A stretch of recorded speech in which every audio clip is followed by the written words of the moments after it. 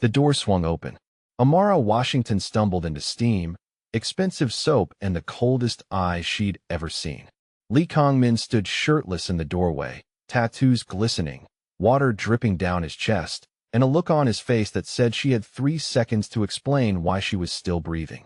She just crashed into the private suite of a Korean mafia boss who hadn't touched a woman in 12 years, and she was about to become the reason he broke that vow. If you're ready for a story that will keep you on the edge of your seat, subscribe to Ebony and Pearl Stories right now and hit that notification bell. You don't want to miss what happens next. The hallway lights flickered overhead. Amara Washington pushed her squeaky cleaning cart down the 11th floor corridor of the Hansa Grand Hotel, her arms trembling from exhaustion. She hadn't eaten in 24 hours. Her stomach had stopped growling sometime around midnight. It had given up just like everything else in her life seemed to be doing. She thought about her baby sister Nia, 7 years old, epileptic. The pharmacy had called yesterday to remind Amara that Nia's medication had gone up again. 40,000 more, one per month. 40,001 she didn't have. Her supervisor's voice echoed in her skull like a curse.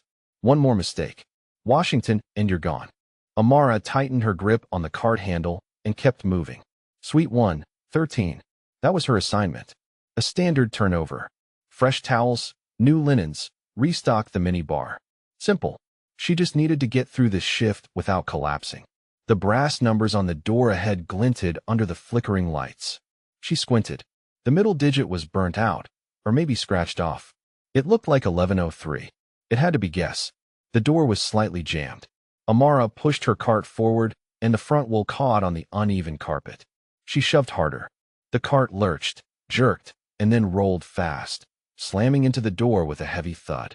Amara stumbled inside, catching herself on the cart handle. Steam poured from the bathroom. The scent of expensive soap filled the air. Sandalwood, cedar, something dark and masculine. The suite was enormous. Floor-to-ceiling windows overlooked Seoul's glittering skyline. A king-sized bed sat untouched, but the bathroom door was wide open. And then he stepped out, shirtless, hair wet, water dripping down his neck and chest. Tattoos covered his torso. Black and gray ink that crawled up his ribs, wrapped around his shoulders, and disappeared down his arms like living shadows. His body was carved from discipline and violence. His jaw was sharp, his eyes sharper. He looked at her, and Amara's entire body went cold. She had seen powerful men before. She had cleaned their rooms, folded their sheets, scrubbed their toilets. But this man was different. This man looked at her like he was deciding whether she would live or die. The silence stretched for 3 agonizing seconds. Then he spoke. What are you doing here? His voice wasn't loud. It wasn't angry. It was quiet, controlled, the kind of quiet that came right before something violent. I'm so sorry, sir. I thought this was 1103. The number was burnt out. I didn't mean to. Her words died in her throat when 2 men burst through the door behind her. Security armed, hands already reaching for her. One of them grabbed her arm and yanked her backward. Sir, we've got her. Let her go. The guard froze. Sir, I said let her go. The words were ice. Absolute. The guard released her instantly, stepping back like he'd touched fire. Amara's arm throbbed where his fingers had dug in, but she didn't move. She couldn't. The man, the one with the tattoos, the one whose suite she had just invaded, walked toward her slowly. His gaze swept over her face, her uniform, her trembling hands. He was reading her, cataloging her, every detail. Then he looked at his guards out. They didn't argue. They didn't hesitate. They simply turned and left, closing the door behind them. Now it was just the 2 of them. Amara's heart hammered so hard she thought it might crack her ribs. She gripped the handle of her cleaning cart like it could protect her, like it could save her from whatever was about to happen. I'll go, she whispered. I'll go right now. I'm sorry. I didn't know. She turned toward the door, but her legs buckled. The world tilted. Her vision blurred. She reached for the wall, but missed, and her knees hit the marble floor with a painful crack. She had pushed her body too far, and now it was shutting down. His voice came from above her. Closer now. She looked up and found him standing over her. Expression unreadable. I can't stay here, she managed. I have to finish my shift. It wasn't a request. Amara's body obeyed before her mind could argue. She sank into the nearest chair, her legs shaking, her hands trembling in her lap. He walked to the phone and picked it up. He spoke in Korean fast, clipped, commanding. She didn't understand a word, but she understood the tone. This was a man who gave orders and expected them followed. When he hung up, he turned back to her. Room service will arrive in 10 minutes. I don't need. You haven't eaten. It wasn't a question. He had seen it. The way she stumbled, the way her hands shook, the way her cheekbones jutted out just a little too sharply. He had seen all of it. Amara opened her mouth to argue, but no words came out. 10 minutes later, a cart arrived. Steak, rice, soup, banchan, fresh fruit. Enough food for 2 people. The server set it on the table and disappeared without a word. The man sat across from her. He didn't touch the food. He just watched. Amara's pride told her to refuse. Her pride told her to stand up, thank him, and leave with whatever dignity she had left. But her body was screaming. Her stomach was empty. Her sister needed her alive, so she ate. Slowly at first, then faster, then desperately. Soup, rice, meat, anything she could reach. She didn't look at him.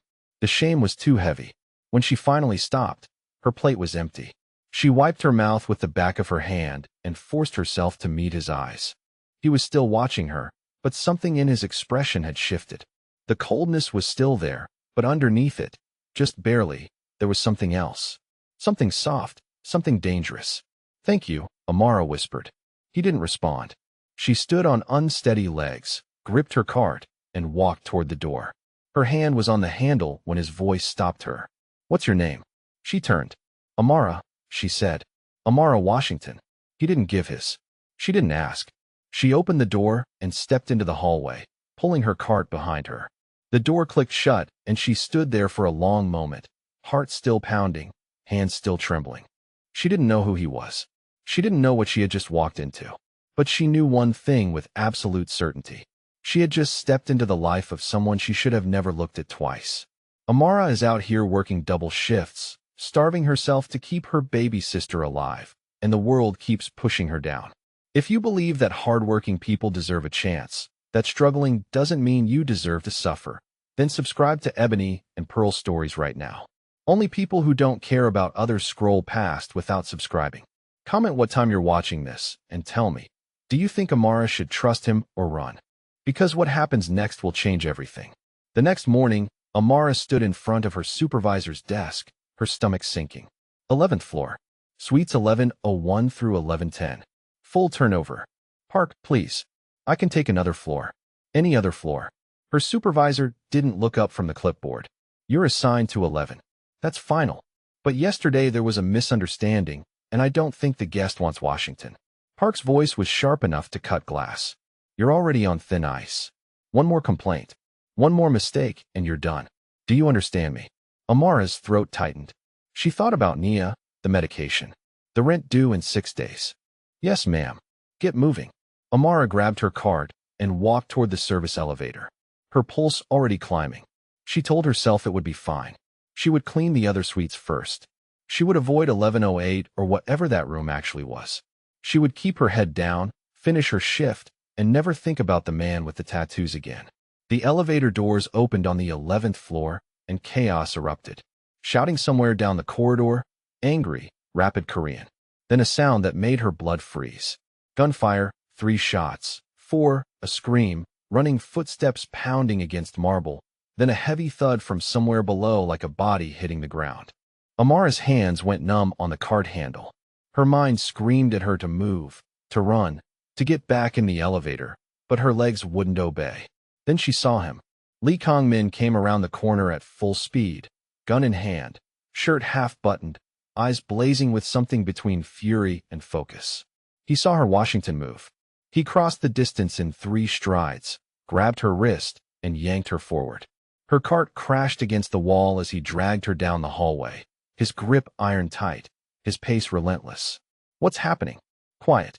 He pulled her behind a marble pillar just as the hallway mirror exploded. Glass shattered across the floor, glittering like deadly rain. Amara gasped, her back slamming against the pillar. And then he was there, pressed against her, shielding her with his body. His arm wrapped around her waist. His chest was flush against her back. She could feel the heat of him through her uniform. The hard muscle, the tension coiled in every inch of his frame. His breath was warm at her ear. Don't move. She couldn't have moved if she wanted to. Her body was frozen, caught between terror and something else. Something she didn't have time to name. More gunfire, more shouting, then footsteps retreating, growing distant, fading into silence. Kongmin didn't release her. For a long moment, neither of them moved. Amara could hear his heartbeat. Fast, angry, alive. It pounded against her spine like a war drum. Then slowly he stepped back. Amara turned to face him, her legs shaking, her chest heaving. What the hell was that? He didn't answer. His jaw was tight, his eyes scanning the corridor, his gun still raised. They saw you. The words hit her like ice water. He looked at her then, and the coldness in his expression made her stomach drop. Those men, they saw your face. His voice was low, controlled, but there was something underneath it. Something that sounded almost like fear. They know who you are now. They know you were with me. I wasn't with you. I was cleaning. It doesn't matter. He stepped closer, and she instinctively stepped back. They will use you. They will come for you. They will take you to get to me. Amara shook her head, her mind reeling. I'm nobody. I'm a cleaner. Why would anyone? Because I protected you. The words hung in the air between them. She remembered yesterday. The guards grabbing her. Him ordering them to let her go. Him feeding her. Him watching her with those unreadable eyes. He had shown her mercy, and now she was marked. Kongmin pulled out his phone and made a call. He spoke in Korean. Fast, sharp, commanding. She caught fragments she didn't understand, but she understood the tone. He was giving orders. He was moving pieces on a board she couldn't see. When he hung up, he looked at her again. You're not going back to your normal shifts. Excuse me. Your movements are restricted. You stay on this floor. You don't leave without my knowledge. You can't do that. And I am. Amara's anger flared. Hot and desperate. I have a job. I have a sister who depends on me. I can't just your sister will be taken care of. That stopped her cold. What did you just say? Her medication, her school, whatever she needs. His expression didn't change. It's handled. Amara's chest tightened. She didn't know whether to scream at him or collapse at his feet. This man, this stranger had just appended her entire life in less than 24 hours. She demanded, "Why are you doing this?" He was quiet for a moment. Then he stepped closer, close enough that she could see the faint scar above his eyebrow, the tension in his jaw, the weight behind his eyes. Because you walked through the wrong door, he said. And now you're in my world. I don't want to be in your world. I know. I don't need your protection. He looked at her, really looked at her, and something in his gaze shifted. It wasn't soft. It wasn't kind, but it was something. You do, he said quietly. Because now you're mine to protect. Amara opened her mouth to argue, but no words came. She was trapped. Not by walls, not by guards, by him. That night, Lee Kong-min didn't sleep. He stood at the window of his suite, staring out at Seoul's glittering skyline. But he wasn't seeing the city. He was seeing the past. He was seeing her. Yuna. 12 years ago. She had been everything to him. His calm in the chaos. His reason to come home. The only person in his world who looked at him and saw something other than a monster. They were supposed to leave together. He had planned it. A new life, a new city, far from the blood and the betrayal. He had trusted his second-in-command to handle the final details. He had trusted him with the location, the timing, the route. He had trusted him with her life. And that trust had killed her. The ambush came in a hotel hallway. Not this hotel, but one just like it. Same marble floors, same golden lighting, same expensive silence that shattered when the gunfire started. Kongmin had been in the next room when he heard her scream. By the time he reached her, she was already on the ground, blood pooling beneath her, eyes wide, hands reaching for him. He held her. He begged her to stay. She died in his arms. And when he looked up, he saw his second-in-command walking away. The man he had called brother, the man who had sold him out for power. Kongmin killed him 3 days later. But it didn't bring her back. Nothing did. So he made a vow. No woman would ever get close to him again. No woman would ever become a target because of him. He would live alone, rule alone, die alone. For 12 years, he kept that vow. And then Amara Washington crashed through his door. Over the next few days, Kongmin watched her. He told himself it was surveillance, protection, strategy. He told himself he was keeping her close because his enemies had seen her face and he needed to know her movements. But that wasn't the whole truth. He watched her push her cleaning cart down the hallway, shoulders tight, jaw set. He watched her scrub floors and fold linens and empty trash bins without a single complaint. He noticed the tremor in her hands when she thought no one was looking. Hunger, she tried to hide. He noticed the worn saws of her shoes, the frayed hem of her uniform, the way she flinched whenever someone raised their voice. She carried weight. He could see it. Not just physical, but the kind of weight that came from loss, from guilt, from years of surviving alone. He recognized it because he carried the same thing. On the fourth day, he let her into his suite. Not by accident this time. She knocked. He opened the door. She stood there with fresh towels, eyes cautious, posture stiff. "Housekeeping," she said quietly. He stepped aside. She entered slowly like she was walking into a trap. Maybe she was. He wasn't sure anymore. He watched her place the towels in the bathroom, straighten the items on the counter, adjust the curtains. She moved efficiently, carefully, but her hands still trembled. "Tea," he said. She turned. "I'm offering you tea." She stared at him like he had spoken a different language. "I'm working." "You're shaking." Her jaw tightened, but she didn't argue. She sat at the small table near the window, and he poured 2 cups. He set one in front of her and kept the other for himself. He didn't sit across from her. He stood beside her, closer than he intended. She looked up at him, and something flickered in her eyes. Uncertainty maybe, or awareness. He wasn't sure which was more dangerous. "Why are you doing this?" she asked. "Doing what?" She hesitated kind. The word landed strangely in his chest. He didn't know how to answer, so he didn't. She reached for the napkin beside her cup, but it slipped off the table. She bent to grab it. He reached at the same time. Their fingers brushed. Kongmin froze. It was nothing, a graze, a fraction of a second, but it hit him like a bullet. Heat shot up his arm, and something cracked open in his chest. Something he had sealed shut 12 years ago. He pulled his hand back like he'd touched fire.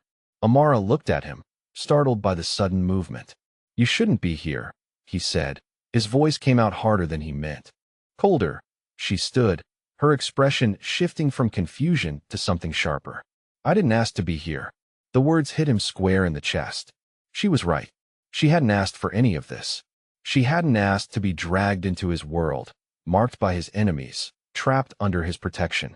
She was here because of him, because he had let her in when he should have let her go. And now he couldn't stop watching her, couldn't stop noticing her, couldn't stop wanting to be near her. He hated how true her words were. Amara grabbed her cart and moved toward the door. She didn't look back.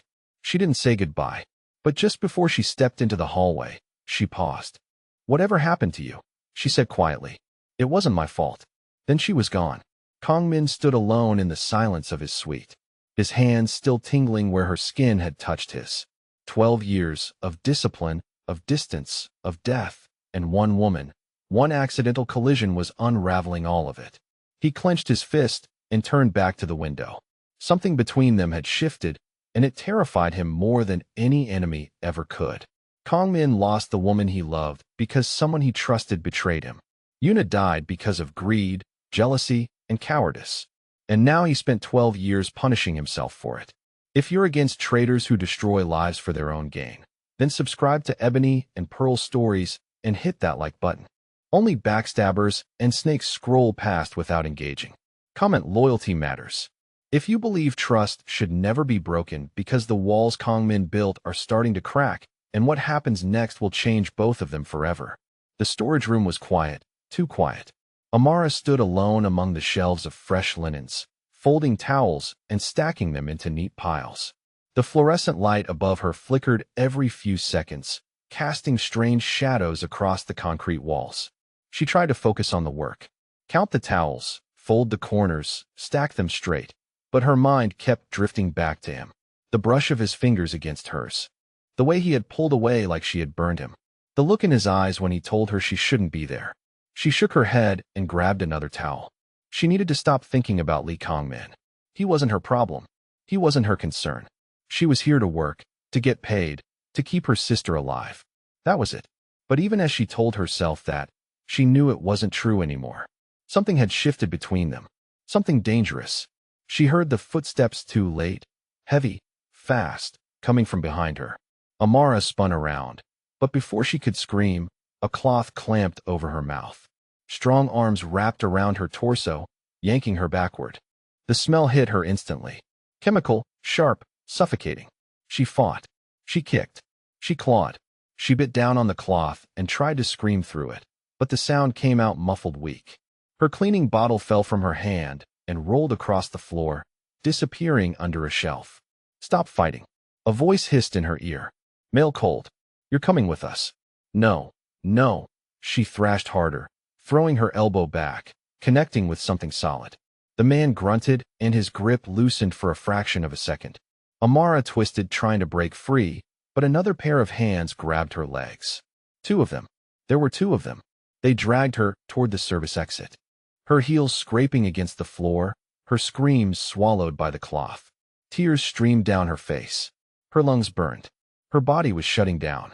The chemical seeping into her bloodstream, pulling her under. This was it. This was how she died. And then the door exploded open. Kongmin came through it like a storm. No hesitation, no warning, just fury in motion. He moved faster than Amara's drugged mind could track.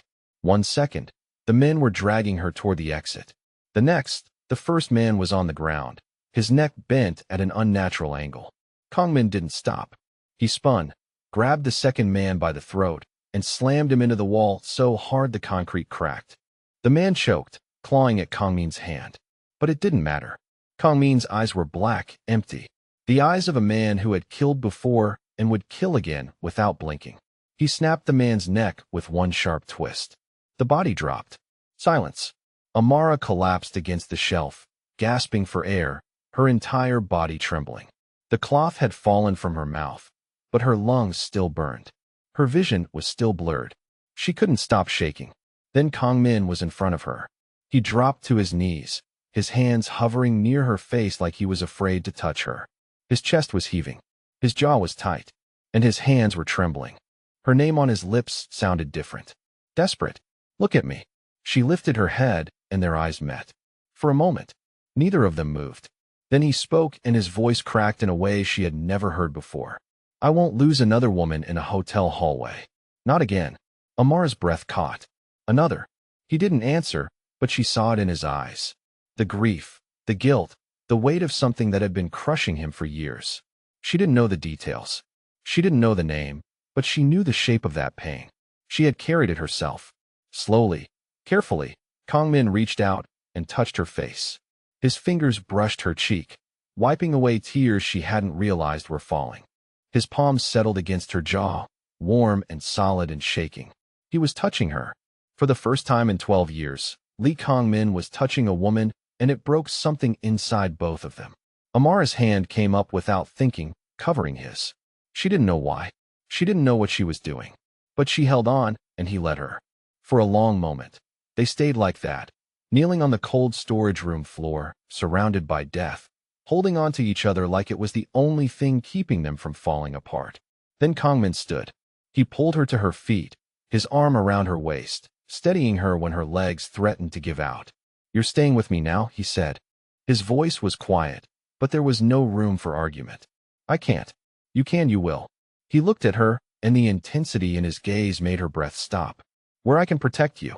Amara wanted to refuse. She wanted to tell him she didn't need him, didn't want him, didn't trust him, but she couldn't stop shaking.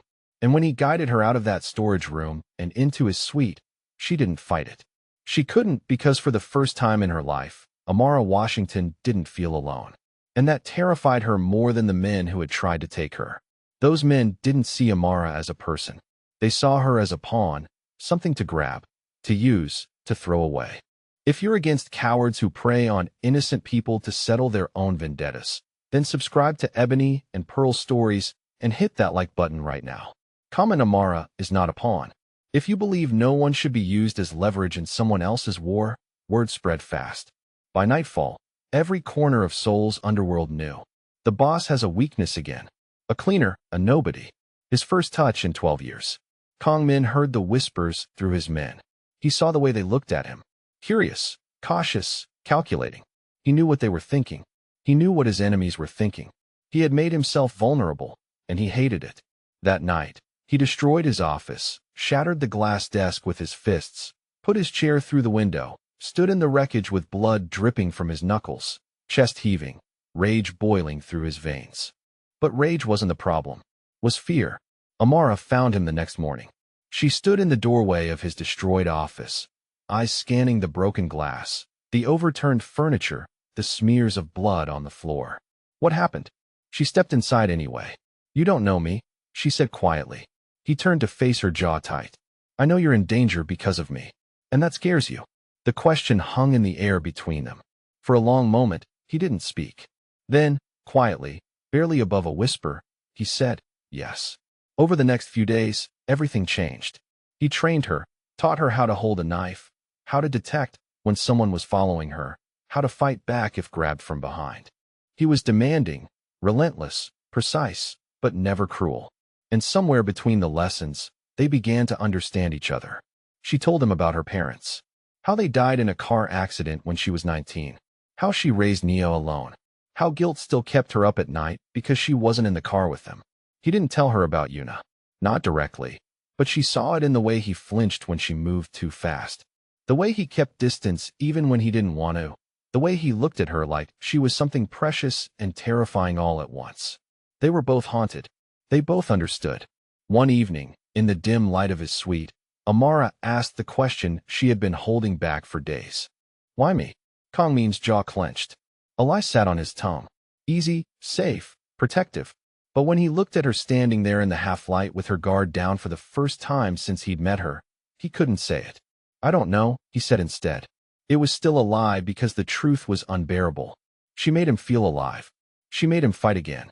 She made him afraid, not of death, but of losing something real. He stepped closer. No more wrong doors. From now on, you stay where I can see you. Her breath hitched. His voice dropped to something raw, something dangerous. Because if someone tries to take you again, I won't survive it. Amara didn't move, didn't speak, but something in her eyes shifted. An understanding, a surrender, a choice. For the first time since his lover died, Lee Kangmin hadn't just touched a woman.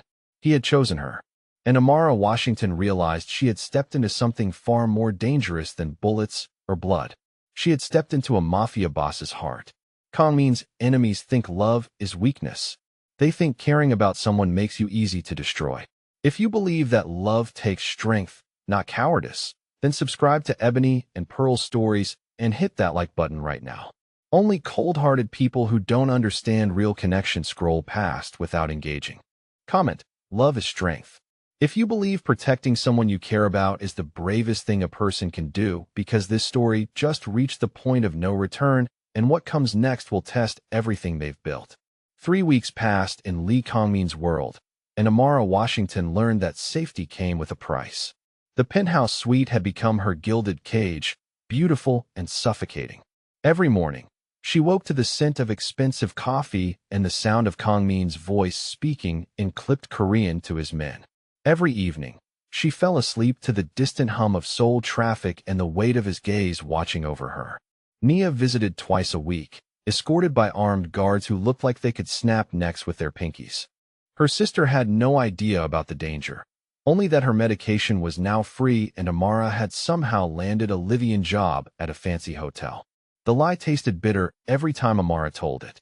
You look different, Nia said during her latest visit, studying Amara with 7-year-old wisdom that cut too deep. Stronger. Scared. Both. Amara forced a smile. I'm fine. Just tired. But she wasn't fine. Living in Kangmin's shadow meant watching him transform from the man who touched her face with trembling hands to the cold-eyed killer who disappeared for hours and returned with blood under his fingernails.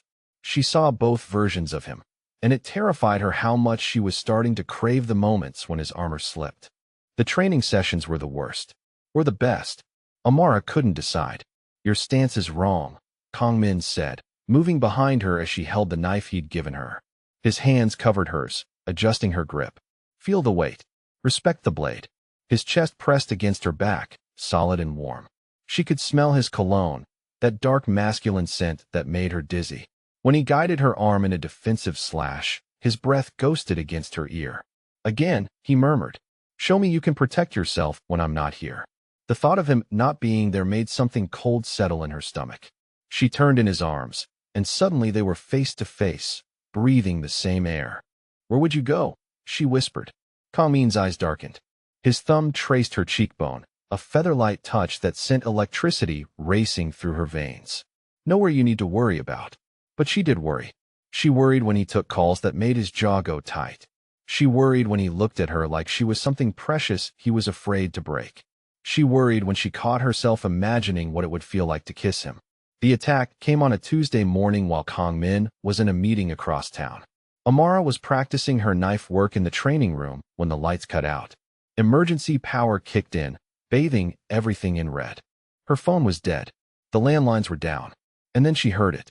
Footsteps in the hallway. Too many of them. She pressed her back against the wall, knife gripping in her sweating palm, heart hammering against her ribs. The training Kang Min had drilled into her kicked in. Stay low. Listen. Strike first. The door exploded inward. 3 men in black tactical gear, faces covered, guns drawn. They moved like professionals, sweeping the room with military precision. Target acquired, one of them said into his radio. Package is alone. Amara didn't wait for them to reach her. She lunged from her hiding spot, driving the knife toward the nearest man's neck. He caught her wrist, twisting until she cried out and dropped the blade. But she'd learned more than knife work from Kang Min. She brought her knee up hard, connecting with something that made the man grunt and double over. The second man grabbed her from behind, arms crushing around her ribs. She threw her head back, felt his nose crunch, warm blood spattering across her neck. He cursed in a language she didn't recognize and loosened his grip just enough for her to slip free. She ran down the hallway, toward the emergency stairs, praying Kang Min's backup systems would hold. Behind her, boots pounded against marble, getting closer. The stairwell door was locked. Electronic. Dead without power. End of the line, the third man said, raising his gun. Amara closed her eyes. In her mind, she saw Nia's face. Saw Kang Min's hands, gentle and deadly. Felt the weight of everything she was about to lose. The gunshot was deafening in the enclosed space. But the pain never came. When Amara opened her eyes, the man was on the ground, a perfect red hole in his forehead. Behind him stood Lee Kang Min, smoke curling from the barrel of his pistol, face carved from ice and fury. The other 2 men spun toward him, but they were too slow. Kang Min moved like death itself, flowing between them with lethal grace. One throat opened in a spray of crimson. The other man got his gun halfway up before Kang Min's blade found his heart. Silence. Then Kang Min was there, hands framing Amara's face, eyes wild with something between rage and relief. Are you hurt? He demanded, checking her for wounds with shaking fingers. I'm okay, she whispered, but she wasn't. The adrenaline was wearing off, leaving her shaky and cold. Kang Min pulled her against his chest, holding her so tightly she could barely breathe. I should have been here. I should have protected you better. Against his shirt, Amara felt tears she didn't remember crying. I fought back, like you taught me. His hand stroked her hair, and when she looked up, something had changed in his eyes. Pride. Possession. Something deeper and more dangerous. You did good, he said softly. But this changes everything. Within hours, the penthouse was swarming with Kang Min's men. They moved with quiet efficiency, cleaning up the bodies, checking security footage, tracing how the attackers had breached their defenses. Amara sat in Kang Min's office, watching him orchestrate the investigation with cold precision. The attack was surgical, too clean for random enemies. Someone had fed them intelligence about Kang Min's schedule, his security protocols, Amara's location. Someone close. Who knew about the meeting today? Kang Min asked his lieutenant, a scarred man named Park. The usual inner circle. Maybe 8 people total. Then we have a traitor. Kang Min's voice could have frozen blood. Find them. Bring them to me alive. As his men dispersed to hunt for the mole, Kang Min turned to Amara. We can't stay here. It's compromised. Where will we go? Somewhere they'll never think to look. That somewhere turned out to be a traditional Hanok house hidden in the mountains outside Seoul. Ancient wood and paper screens, heated floors, and a garden that looked like something from a dream. It should have been peaceful, but Amara could feel Kang Min's tension in every shadow. They shared the space like cautious animals, circling each other with careful politeness. But the walls were thin, and at night Amara could hear him moving restlessly in the next room. Sometimes she caught him watching her with an expression that made her stomach flutter. Sometimes she watched him back. 3 days into their exile, Park arrived with news. They'd found the traitor. Kim Jisoo, one of Kang Min's most trusted men, had been feeding information to a rival gang for months. The betrayal cut deep, deeper than any knife. "Where is he?" Kang Min asked. "Secured. Waiting for your orders. Bring him tonight." Amara shouldn't have followed Kang Min down to the house's old root cellar. She should have stayed upstairs, pretended she didn't know what was about to happen.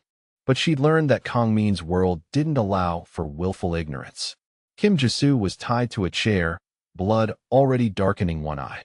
He looked up when Kang Min entered, and Amara saw something break in his expression. "Boss, I can explain." Kang Min moved closer, his steps measured and calm. 12 years, Jisoo. 12 years you've stood beside me. You were at Yuna's funeral. You held me back when I wanted to burn down half the city looking for her killers. It wasn't supposed to happen like this. They said they only wanted information, business intelligence. And when they asked about the woman, Kim Jisoo's face crumpled. "They threatened my daughter." "Boss, you have to understand. She's only 5 years old. They had photos of her school, her playground. What was I supposed to do?" Kang Min was quiet for a long time. When he spoke, his voice was almost gentle. "You were supposed to come to me. You were supposed to trust that I would protect what was yours, the way you helped me protect what was mine." He drew his gun with practiced ease. But Amara moved before he could pull the trigger. "Wait," she said, stepping into the space between them. Kang Min's eyes snapped to hers, dangerous and cold.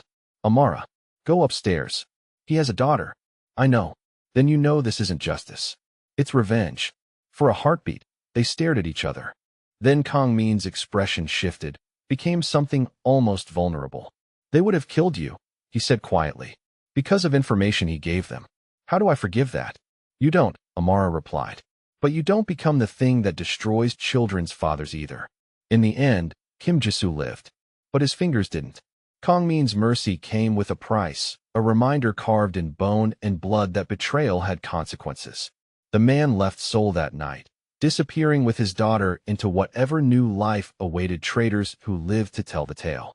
"You're changing me," Kang Min said later, as they sat beside the house's koi pond. The water reflected the stars, making infinity seem close enough to touch. "Is that bad?" Amara asked. "I don't know. For 12 years, I've been a blade. Sharp, cold, useful. You make me remember what it feels like to be human." She studied his profile in the moonlight, this man who killed without hesitation but touched her like she was made of glass. "What does that mean for us?" Kang Min turned to look at her, and something in his gaze made her breath catch. "Us." Even the word sounds dangerous.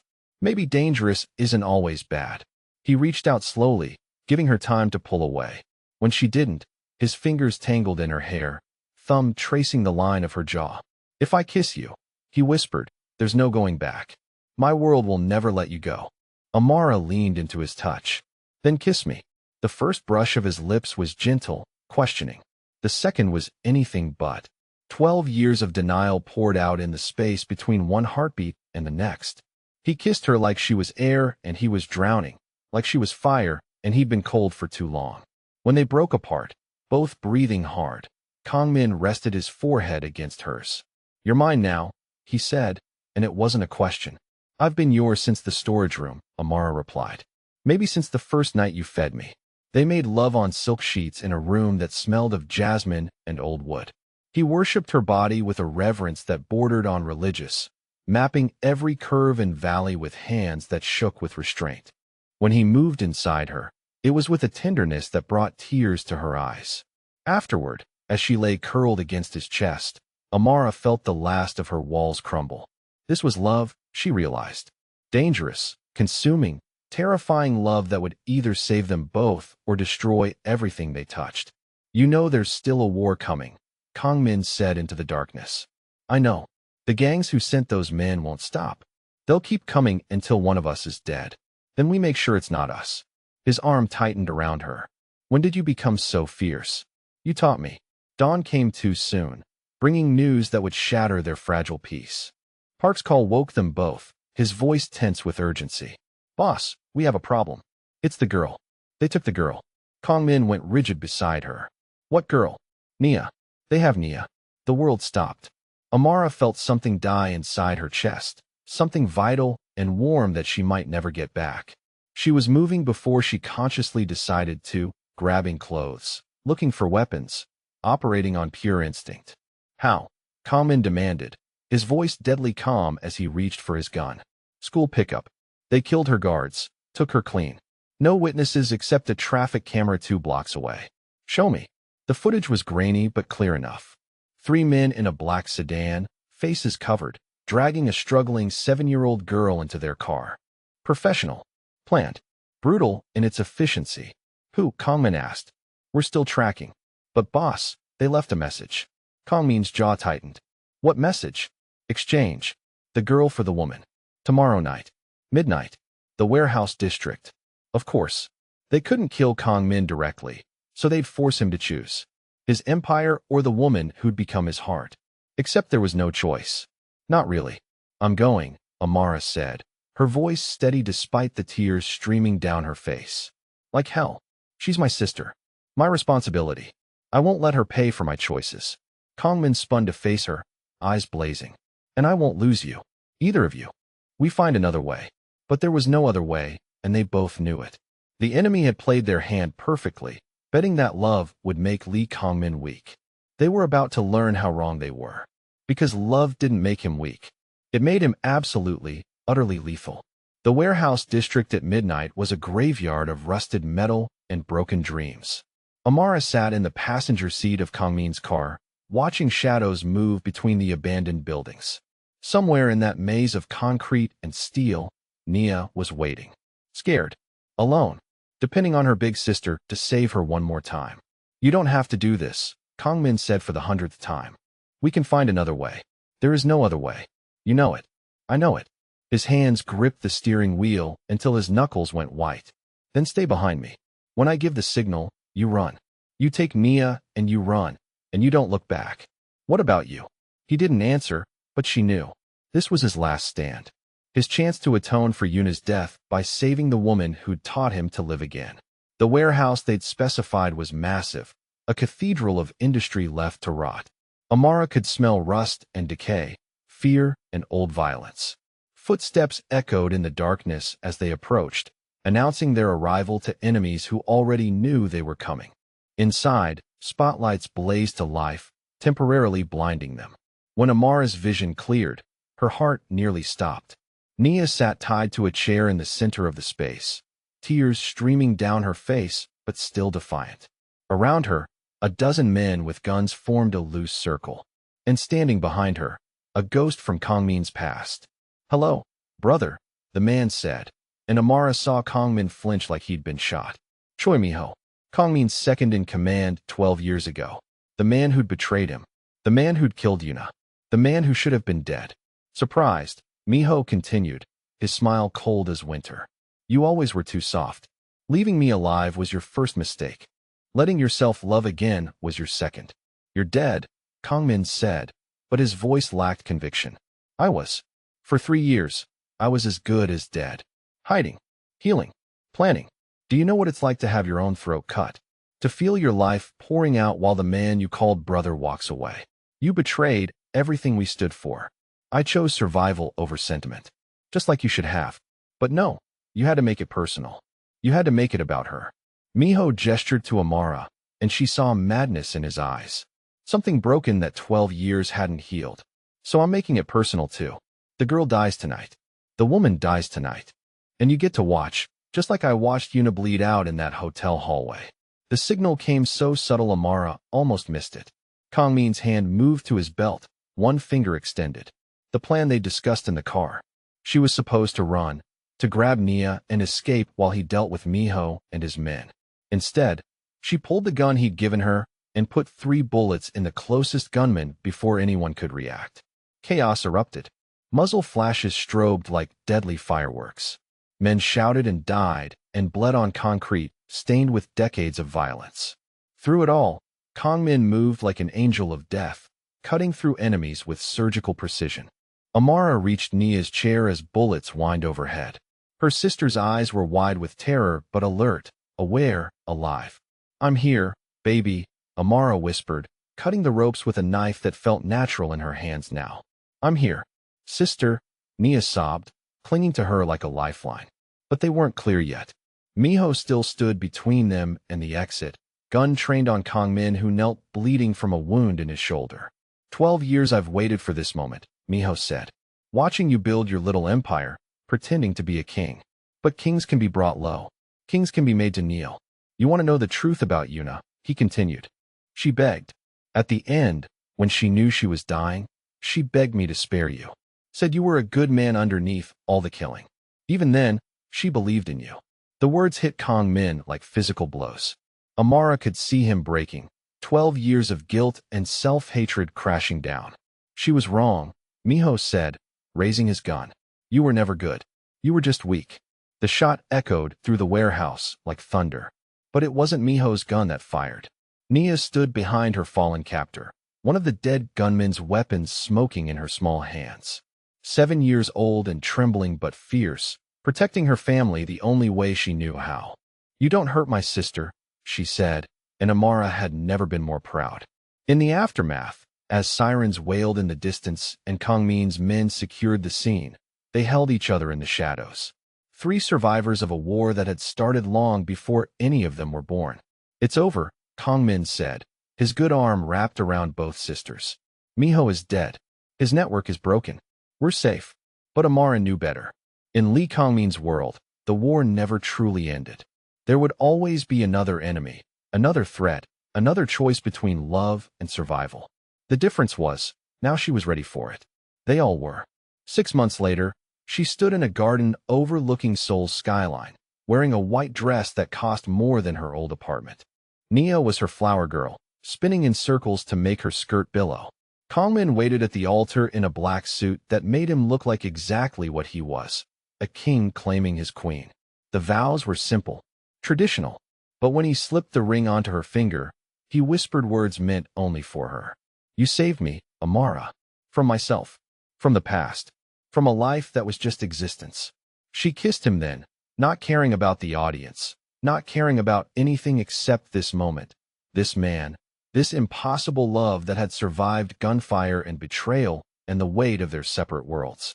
When they broke apart, both breathless, she whispered back, we saved each other.